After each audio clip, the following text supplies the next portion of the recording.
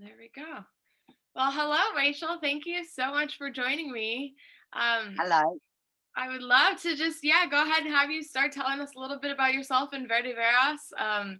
For everybody that might be watching this, I've met with Rachel virtually a couple times, and she's got a really awesome campsite that she's building in an eco-friendly way out in Spain. So, yeah, can you tell us a little bit about yourself and the projects that you're starting and what you're building over Of there?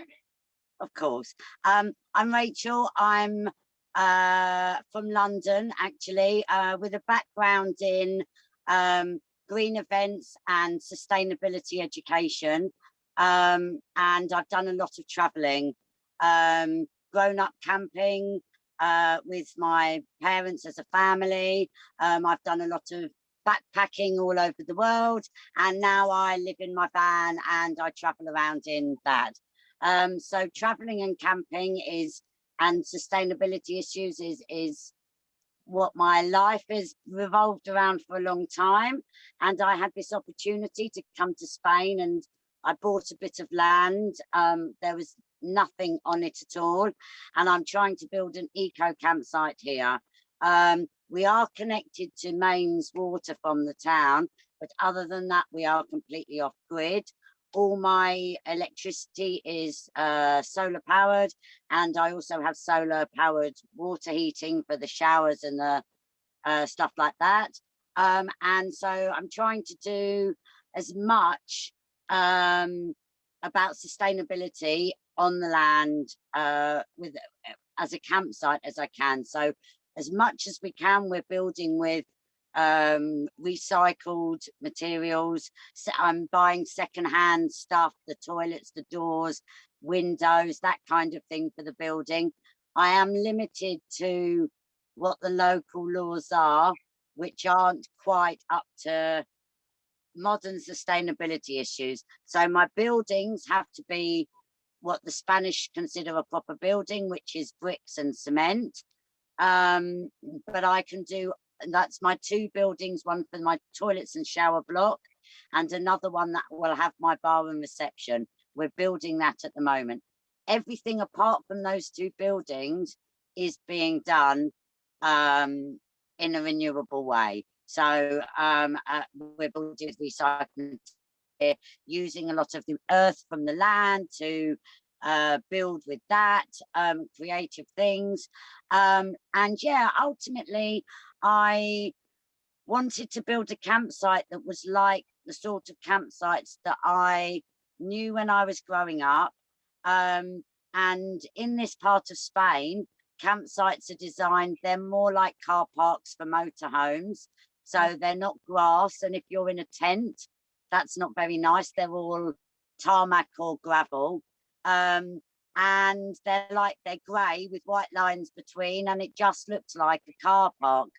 Um, and for me, that's not really the vibe that I wanted to create. I want somewhere that's got a bit of a community vibe to it, that there's communal areas to encourage people to come and meet people. We also offer an equivalent of hostel dormitory beds in bell tents.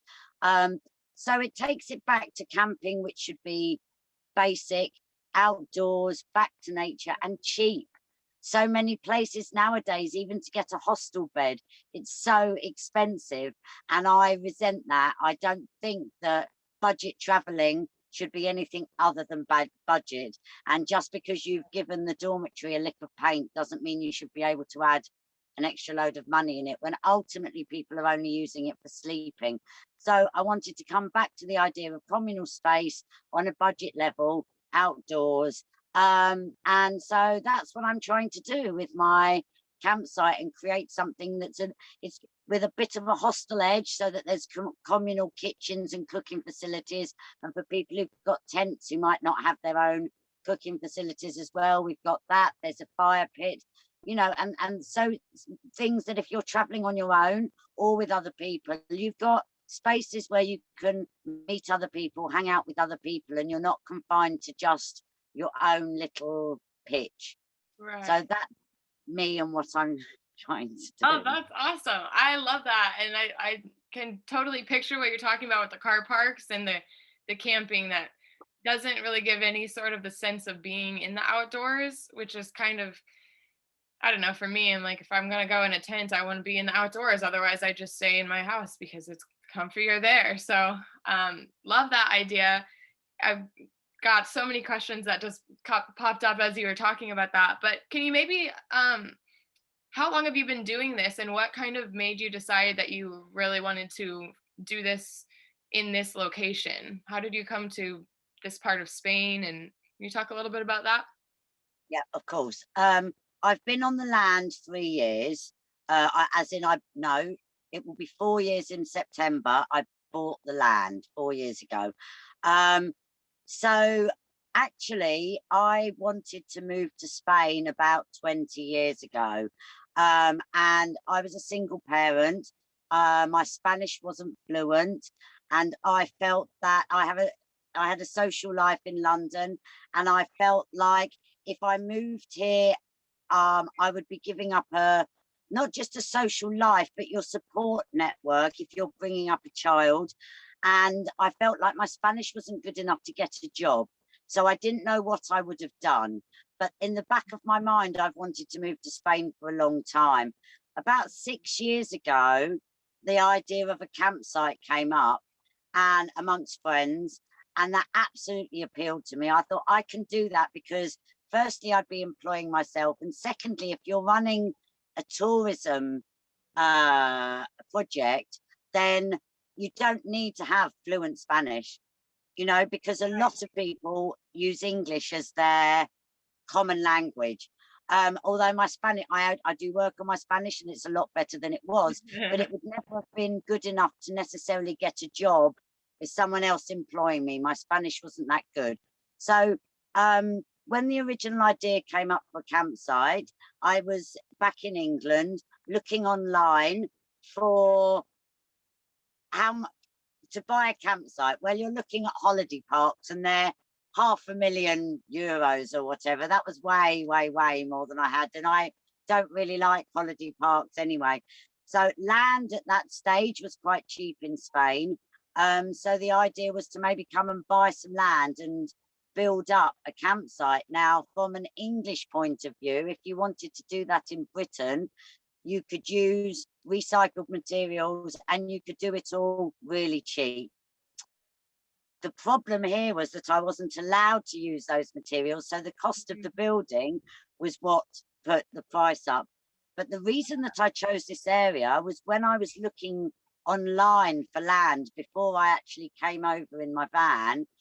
I knew that I wanted to be in Andalucía, which is the whole of the region, the whole of the south of Spain, because it's warmer. Mhm. For example, Barcelona is lovely. And as a Londoner, I can relate to Barcelona. But in the winter, it's not that much warmer than London. And where I am, I'm in the south. It's Almeria. It's actually desert. It's the only part of Europe that is desert. And the winters here are really mild. And that for me was a major, major factor. But also looking at land in Andalusia, Almeria is pretty much the poorest province. It's been neglected for many years. And therefore, land is cheap or cheaper than a lot of other places. You can get very cheap land in Spain if you go inland. But for me, I wanted to be near the coast. So I, after I'd spent a year maybe looking online at what was available and what sort of prices, and I realized that Almeria province was cheap. I'd never been to Almeria. So when I first came, I'd been to Spain before, but not this area. And I came about 5 or 6 years ago, 6 years ago now, maybe, in a van down through Spain along the coast. And when I got to Vera, which is where I am now, I felt like I got as far, I was in Andalusia. So Vera was the first place that I got to where I thought I'm going to register with some estate agents here and carry on traveling further south. And I went along all along the coast towards Malaga, actually. And so I started looking in this area. I had never been to this area before. I really liked Vera when I first came here. It is only 5 miles to the beach. So if you live on the beach, that's quite a long way. But if you live in London or Madrid, Right. 5 miles to the beach is really close. Yeah. So I had my little wish list of priority things that I wanted, I was looking for with land. So I wanted it to have mains water accessible. It needed to be accessible for mains water. It needed to be flat for camping. It needed to be walking distance to a nearest town, because as a Londoner, although I drive because I live in a van, I don't drive. I don't have a car and I do not drive every day. And I'm used to walking and buses, and that is what I wanted. So I wanted to be walking distance to a town. I wanted to be walking distance to public transport. And I wanted to be within half an hour drive of a beach. That was my maximum. So I came down to Vera, I signed up with some estate agents, I looked at some land, I carried on moving further south and going west through Spain along the coast, seeing quite a few different bits of land. And after a few months, I got an estate agent email me something that was this and said, "Oh, come and have a look. I think you might be interested." So I came back to have a look. By that time, I'd seen quite a few places. Well, I was being shown land that was bigger than this, but mountainous, or you had to drive down a 5 kilometer track to get to it, or Mm. whatever. I came and looked at this land. It's a hectare, which is 10,000 square meters, which is a good, I mean, it's big for me on my own, but it's compact for a campsite. Right. It's enough to feel like that even if there's only one or two people here, you don't feel like you're the only people on a huge space. Right. Um, and it's a 10-minute walk to the local town, which has a bus station where you can get buses to the airports, to the beach, to the rest of Spain and into France. So that was absolutely perfect for me. Perfect. I found the land and I said I was interested, but on condition that I could get permission for a campsite on it. So that was what went into the contract when I put a deposit down on the land. It took a year and a half to get permission for the campsite. And then it took from the when I put the deposit down, it took 2.5. So it was another year after that before I could actually buy the land. Wow. Spain is notorious for being slow, and the bureaucracy is painfully slow. Um, that is what took the time. So 2.5 years of waiting, waiting, waiting. Once I'd actually got the permission for the campsite, that final year, I drove down to, because I was in London and flying out and staying here in an Airbnb for a month at a time, 2 or 3 times a year. And it just got to the point where I thought, I don't want to be waiting in London. I'm going to get in my van and just drive down. So I came down in September 2016 and stayed on a campsite that's about 12 miles down the road, actually right by the beach.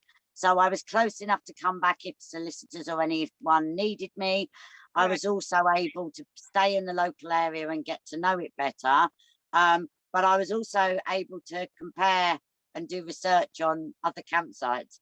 Like I said, the campsites around here, if you're in a camper van, they'll do. But I was on my own, and it's all during the winter here. There's a lot of retired couples from Northern Europe, you Yeah. know, Holland, Germany, France, Belgium, Norway, Britain, but they're couples, 5:30 in the evening, they're all in their motorhomes watching TV. The bar on the campsite wasn't open during the winter. So how do you meet people when you're on your own? I found that really frustrating. I've done a lot of traveling on my own. And the point of traveling on your own is that you meet people, not Right. to just spend more time on your own. So that is something that is really important to me on my campsite. Is firstly, I've got land and I'm here. I don't want to be here on my own. The idea was that there would be other people coming through.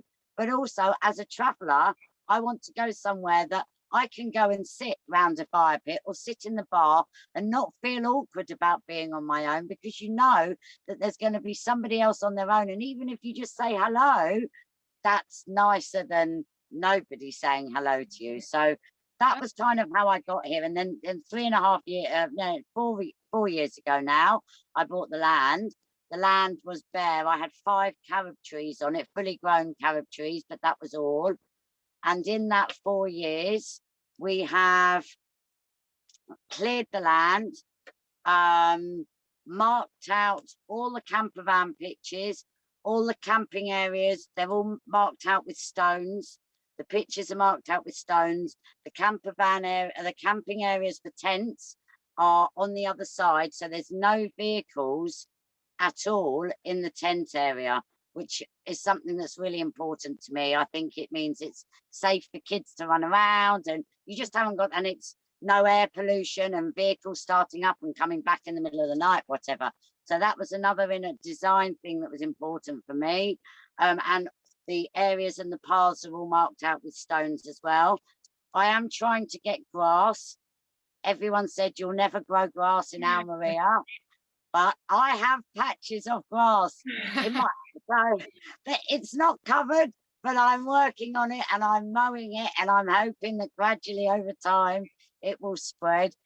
I'm sure in the summer it will all dry, but I am, things like that. I think a campsite should look green. It should look natural. I definitely don't want to put astroturf in. And I've done a lot of planting in that time, because the other thing that I obviously need is shade. So I'm putting trees in. I've got quite a lot of trees, but they're quite young trees. So this is all I'm building for the future, and over time it's going to develop. And each year the plants will be bigger, there'll be more shade, there'll be more colour, there'll be more grass, and there'll be more shape to the whole project. The toilet and shower block got finished 2 years ago, and I kind of opened on a low-key level. And we're now building the bar and reception, which will be finished in a couple of weeks. And then I've got a couple of other jobs that I need to big construction. I've got to flatten some of the driveway and some earth moving projects rather than major construction works.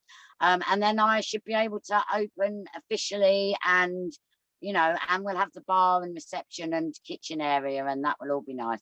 So yeah, it's been long, slow project. I've had a lot of volunteers come. None of this would have happened. I have paid builders to do the actual building work, but everything else has been done by volunteers. I've had a lot of volunteers, probably around 250 over the time, and most of them have been absolutely fabulous. So I definitely could not have done it without them. And actually, my little thank you to them, on my website there is a page with the photos of all my helpers and where they come from, and if any of them come back as paying guests and their faces on that page, they will get discount. So that's my little token to say thank you to them. So yeah. So did you find most of those, are those other fellow travelers, or are you on some sort of like workaway platform where you're like soliciting for volunteers? How did you come across so many people? I was on Workaway. I was on I used HelpX and Workaway, which were okay for a while, and then I had problems with them both. So I don't use them anymore. I may try another Workaway thing and set that up, but actually I found that Facebook groups, there's a work exchange for camper nomads Facebook group in Europe, and I put things up with that. I found that with Workaway, although it was good right at the beginning and I got a lot of people, Workawayers are mostly young and inexperienced and don't have their own accommodation. So a lot of them were using my bell tent, and we were putting them in, 6 at a time in the bell tent, and they were helping me with clearing the land and weeding and stuff like that. The difference with the Facebook group is you get a lot more travelers in motorhomes who are older, have their own accommodation, and a lot of them have skills.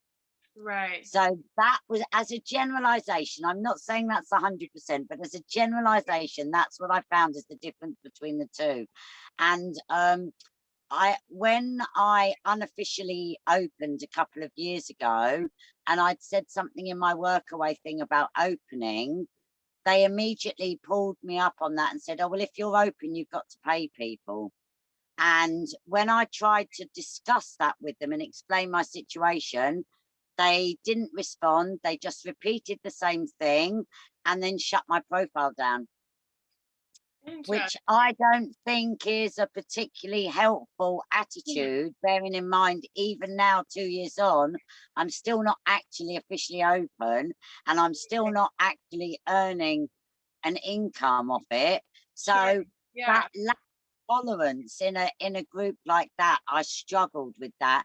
So I have been a lot of the campsite, the design and the creative stuff, I've been using permaculture principles. So for a lot of my planting and what goes where and thinking about my irrigation and how to structure stuff, we're doing a lot on permaculture. So I have thought about doing another workaway as if I'm doing a permaculture project Mm, and yeah. putting it up to try and get people to help me with that. That is a possibility. But the trying to do it as a campsite, they just saw that as, oh, well, you're using that to make an income and therefore you should be paying people, which is right.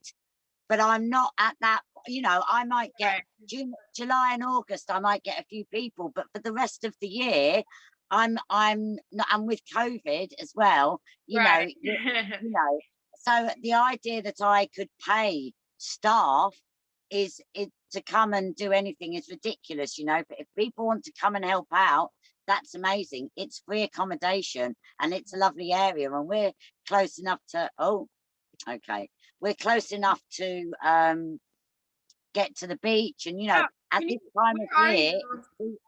sorry. What town where are you? You said Andalucía and Vera. So what's the closest town to you that you said was walking distance? Is that Vera?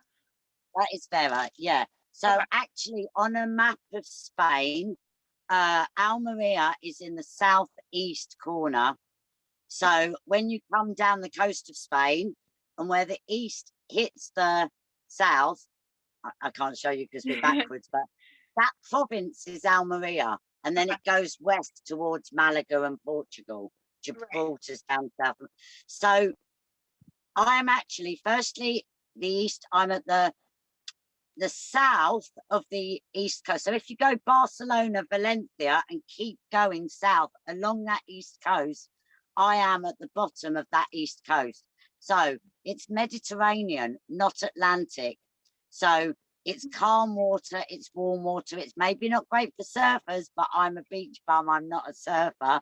So, it's warm, calm water, and that I love. The beaches here are just, it's beautiful, absolutely beautiful. That was really, really important to me. Almeria City, which is the capital of Almeria province, is about just under an hour's drive south of me. Almeria City is actually on the south coast.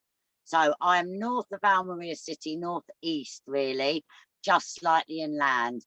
But yeah, like I say, it's hot and dry, and a desert climate and mild in the winter. So which is why a lot of the Northern Europeans come down here camping in the Right. winter because it's still camping weather.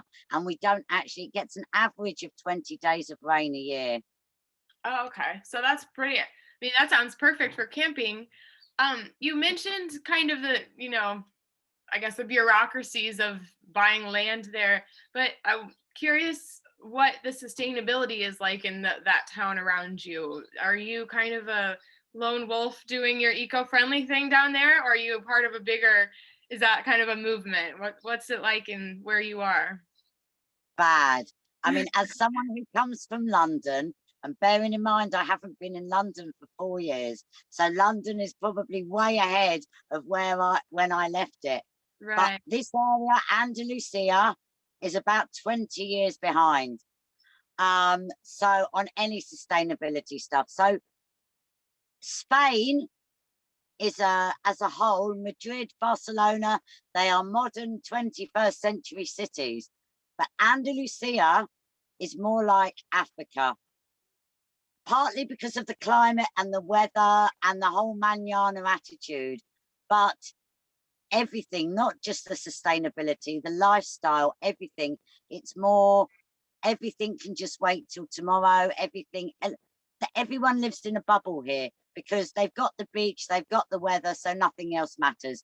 And anything that goes on in Spain goes on in Madrid or Barcelona, and it's miles away. So it's very disconnected. I try and ensure that I stay connected, but I can see if you grew up here that you would feel quite separate from the rest of the world. So they have recycling bins in town, but people have to separate their rubbish and take them to the bins. So actually, a lot of the foreigners do, but the vast majority of Spanish just take a bag of rubbish and put it in the bin. All of it together. It's not separated. Right. There is dog poo everywhere. They put up things on Facebook about you shouldn't be letting your dog do this, and the police are going to be out. But I don't see anybody policing it, and there's certainly nobody is telling, dog walkers are not telling other dog walkers to pick their dog dirt up. It's acceptable to allow your dogs to shit, excuse my French, and leave it, and that is standard practice here. I'm not saying everybody, but that is the norm. They are not realizing that that is a dirty thing to do, that it's not eco-friendly. To the extent that one of the grass areas in town 2 years ago, I have photos of it, they concrete it over. It was in one of the squares in town had a grass area. And one day I was there, they were there with the digger, and I said, "What are you doing to these men?" They said, "We're concreting." I said, "Why?" "This town has no drainage. So when it rains, it floods. It's on a hill, all the water runs to the roads, and there's no drains. So it's just puddles everywhere because, like England isn't set up for snow, leaves on the line, here it's not set up for rain. So things like drainage, things like concrete won't absorb the water, grass will. So no, we're moving the grass because of the people are just letting their dog shit on the grass. And I'm like, but they're going to let their dog shit on the concrete. Surely it's better to have dog shit on the grass than dog shit on the concrete. Surely it's better to spend the money educating the public not to let their dog shit than to turn a grass area into concrete. This is 2 years ago. So that level, I think they're backwards. They have food events where all cutlery and plates are single-use plastic, and there's bins. They don't even have recycling bins for that to go in plastic at these events. Those three basic, I could name more, but those three basic things tell me they've got the infrastructure there, but nobody cares enough to do anything about it. It's not something that the council constantly put out. You should be recycling, you should be recycling. I have been asking to get recycling bin. I have no bins. I live here and we have no rubbish bins. We walk our rubbish and recycling separated down to the local recycling bins all the time. Every time I go out, I take a bag of something separated. That they think I'm crazy. That's not normal for here. Everyone, they've just put a new roundabout in, blocked off our way to get into town. There used to be a tunnel under the road and they've blocked it off. And the only way you can get into town is in a car. In this day and age, the rest of the Europe is designing things to not make cars a priority. And it's a 10-minute walk. Everybody drives apart from me. And they've designed a road. So the only way into town is for me to cross this main road, which, because it's a main road, is actually technically illegal. So very that discouraging. example of the joined up thinking, even in the government departments, they haven't thought to put a bridge in. They haven't thought about pedestrian access. Until I said to them, you've cut off my pedestrian access, that hasn't occurred to them, because who walks? Right. And then the other thing that I will mention, I've just been to have my vaccines, 2 in the last 3 weeks, and I went on my push bike. Ha! I have photos. There were hundreds of cars. I was the only push bike, and they were in queue. So they vaccinated people in their cars. Mm. So there's rows of cars with people keeping all their engines on and just moving slowly forward. No one's telling them to turn their engines off. I'm on a bike. It was absolutely disgusting. Oh, All yeah. that pollution just sitting there, because they want to do it so that people just stay in their car and get the injections through the window. Because their windows are open, like people were saying, maybe they had the engines on for air conditioning, but they have their windows open for the vaccines. So they're not keeping their engines running for the air conditioning. So for me, that level that there's no notice saying turn your engines off, Right. that, yeah. So that would be my sustainability. They're way behind. So coming out of national government, yeah, like I say, if you go to major cities in the north, fine. In Almeria, there are vegetarian and vegan restaurants. There is nothing here. If I go into town in any of the Spanish bars, which is all there are, all I can eat is a Spanish omelette. Right. Everything else is meat and fish. Vegetarian doesn't, the word doesn't register them. They don't so those are the things that me personally, those are the sustainability things that I would pick up on an everyday lifestyle thing. And when I mention any of it, when I don't take plastic bags in the shop and I say too much plastic, do you want a bag? No, I've got my own bag. Too much plastic. In the market, in the supermarkets, everyone looks at me like I'm crazy. And actually in London, that's normal. That's the Right. It's difference kind to of me. And I'm not saying that, like I say, if I was in Madrid or Barcelona, it would probably be normal too. But Andalucía is slower, backwards, the pace of life is slower. And obviously that's why people love it here. But when it comes to that yeah. kind of thing, yes, Well, I think it's it's so yeah, that's such an important and interesting point because I think in this conversation of, sustainable travel, sometimes we kind of forget that we're limited by the place we're going and choosing that place. But, if there's not the infrastructure there, sustainable travel in Andalusia is going to look very different from Barcelona. And some of those things that we've got to be considerate about. As travelers bringing our own silverware and our plates because we know they don't have them, like those sort of, it's such a different picture. yeah. So yeah, I've just been really interested in kind of how different cities are doing that or aren't doing that and what that means for people that are trying to go there with this sustainability kind of mindset. So then how are you, you mentioned that you kind of have a sustainability education background. So are you trying to kind of incorporate education in your campsite with travelers coming through? And what does that look like for you? So I must mention that there's foreigners again, but there's a group called Coastal Cleaners who go along and do beach cleanups. And although there are Spanish in the group, it was set up by Brits. So there are other foreigners out here doing stuff, and there are Spanish in the area who are a bit more eco-aware, but it isn't, they are rare and it is not the norm. Right. But yeah, sorry, what was the, Yeah, ask me that question.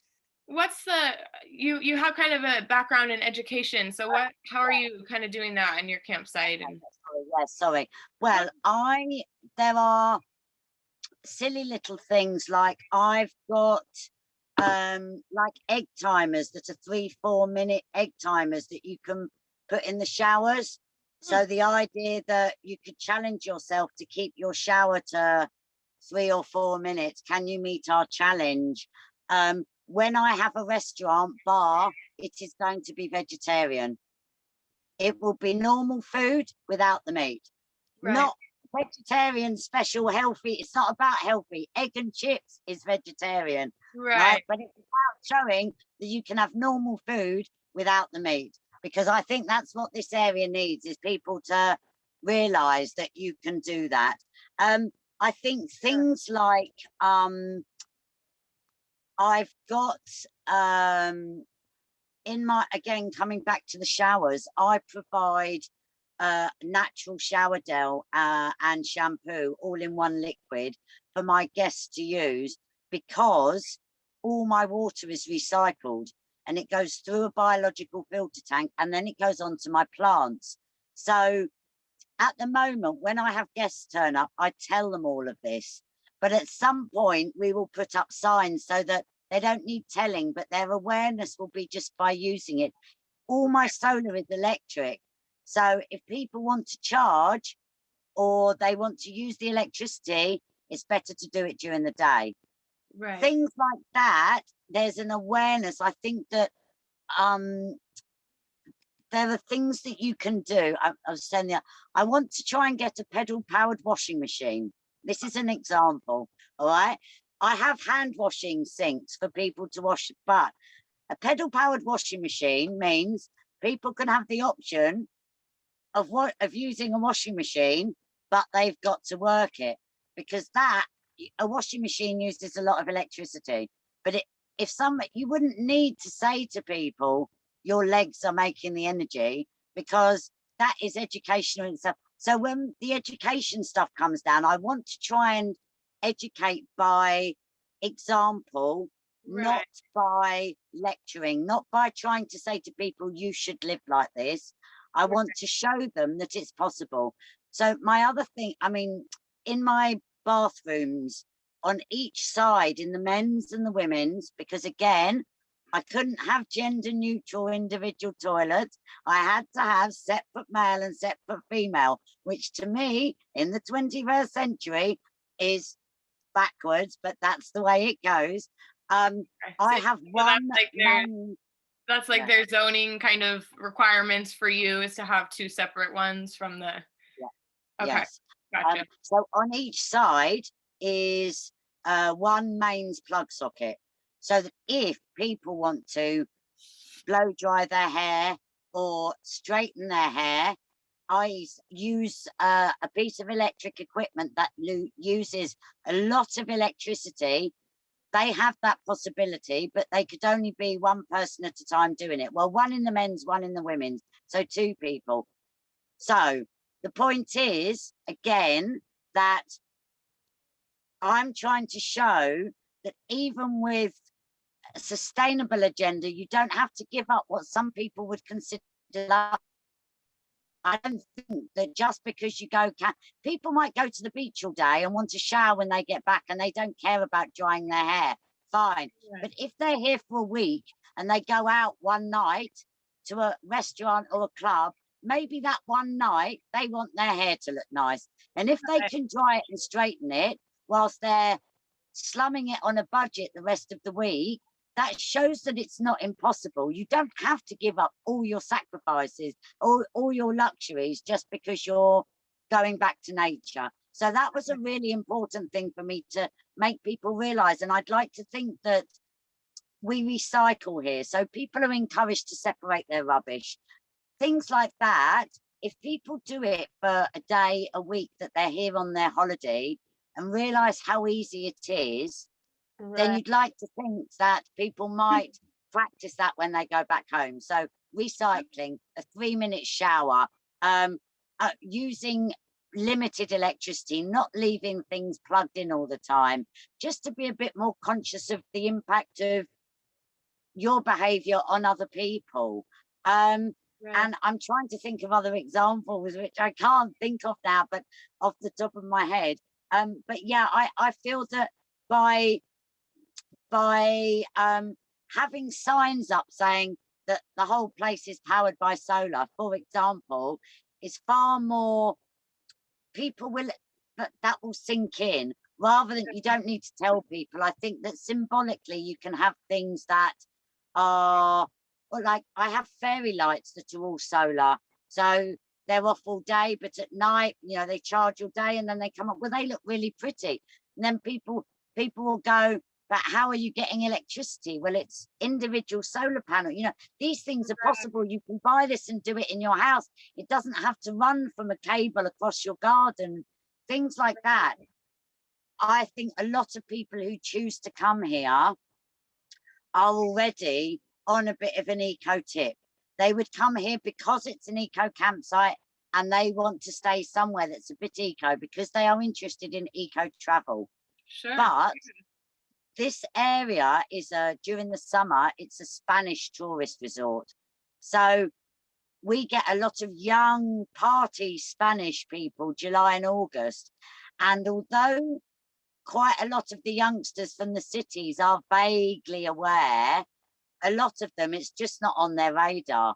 So yeah, I think if you're catching the next generation and you're doing things that look quite fun and they're seeing furniture built out of the mud from the ground, or they're realizing that your plants are being watered by the toilet water and the shower water, for them to realize that just by being here, that in itself is education. That flicks a light switch on without you having to actually explain that to people.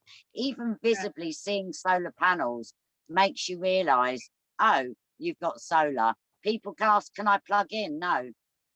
So I Right. have a lot of people phone me up. Have you got bungalows? No, it's a campsite.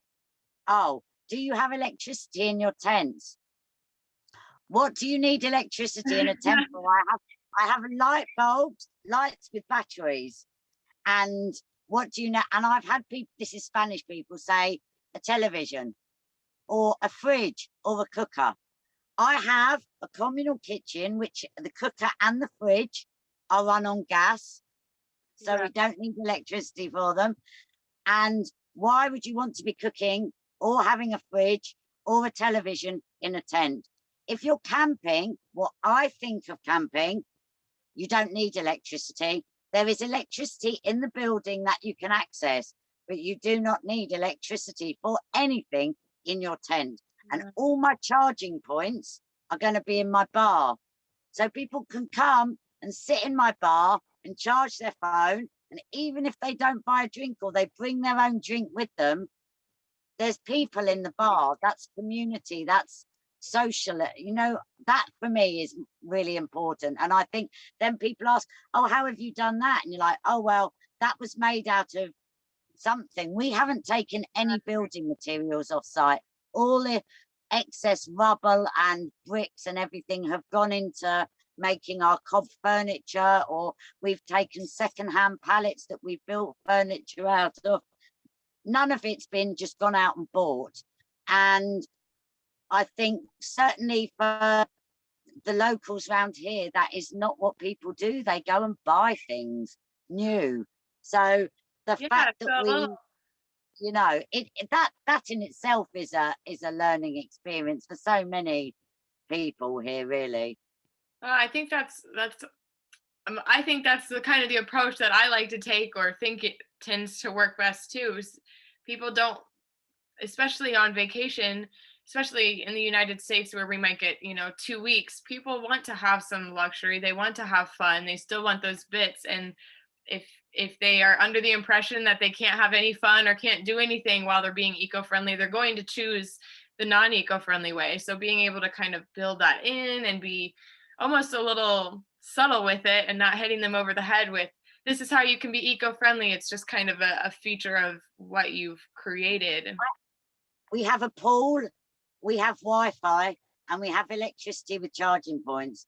I don't know what more people really, Wi-Fi is the thing that everyone wants nowadays. Right. Most people, if they're on holiday, haven't got their computers. Travelers, if you're traveling for a while, you might, but everyone else has just got a phone or a tablet. So they Right. only need USB charging points. They don't need a mains plug socket.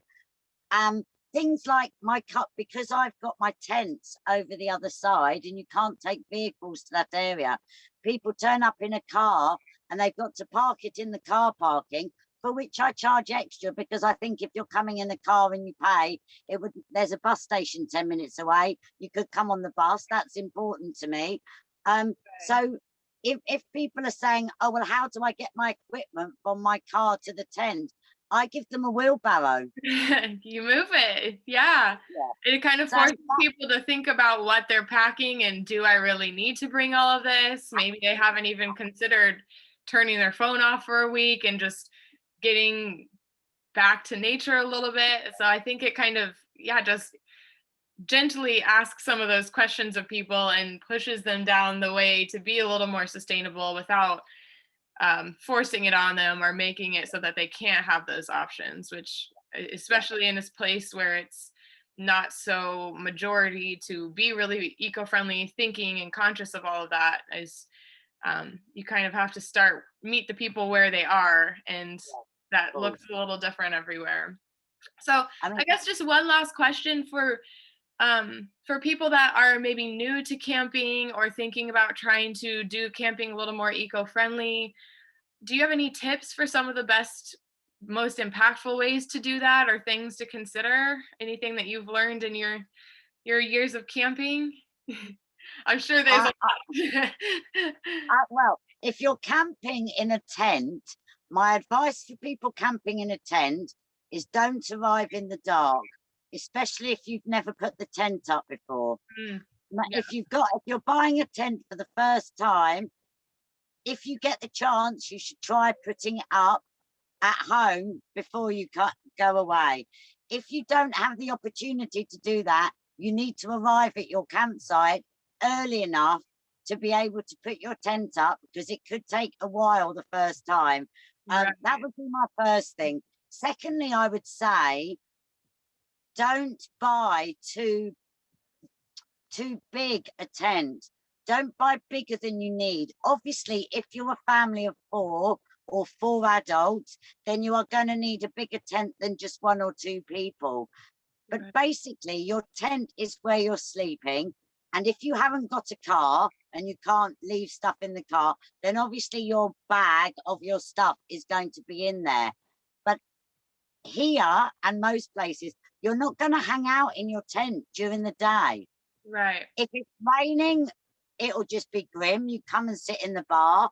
If it's sunny, it will be too hot.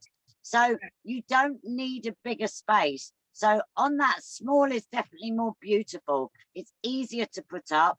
The pop-up tents, yeah, they can be a pain to put away. There's a knack to it. But even so, you can get really lovely 2-3 man tents that are only one or two poles that will go up in 5 minutes with one person, that Yeah, are not that expensive. And with a tent, the most important thing when you're buying a tent is the quality of the poles. So if they are cheap plastic poles, they are going to break really easily. If the poles are a slightly better quality pole, that is worth paying the extra little bit of money on a tent for, if you want to use a tent more than just one weekend and then throw it away, which isn't very sustainable at all.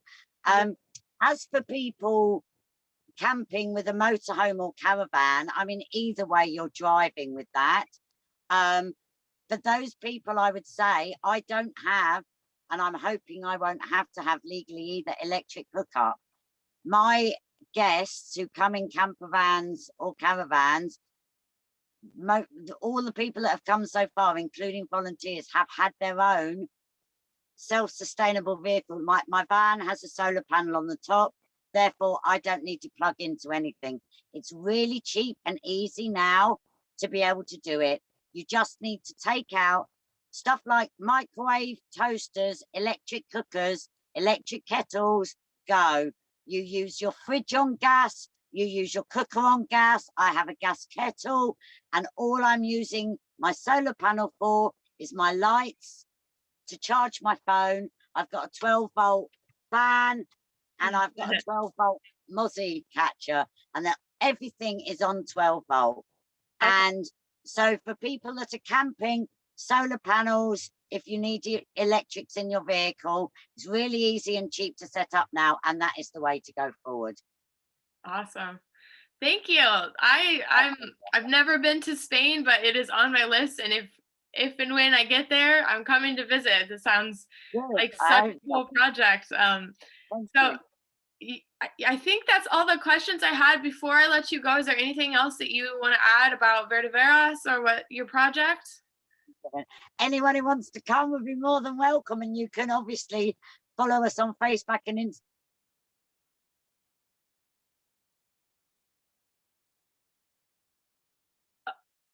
Oh, you just cut out there. I think you're there. We go. Yeah. Client. The web, and we've got a website, www.verdeveras.es. Okay. And you can follow us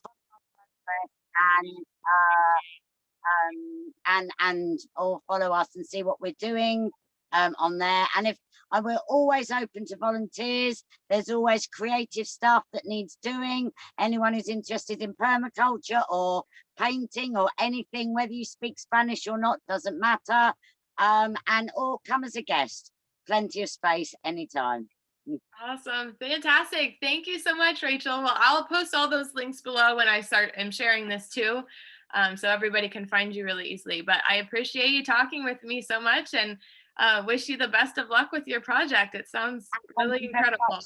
Thank you, Zoe. I really, really appreciate that. And you take care and enjoy the rest of your day. Thank you very much. I look forward to seeing this when it's finished. Yeah. Thank you so much. Okay. Take care. Enjoy the rest of your day. Thank you very much. Bye.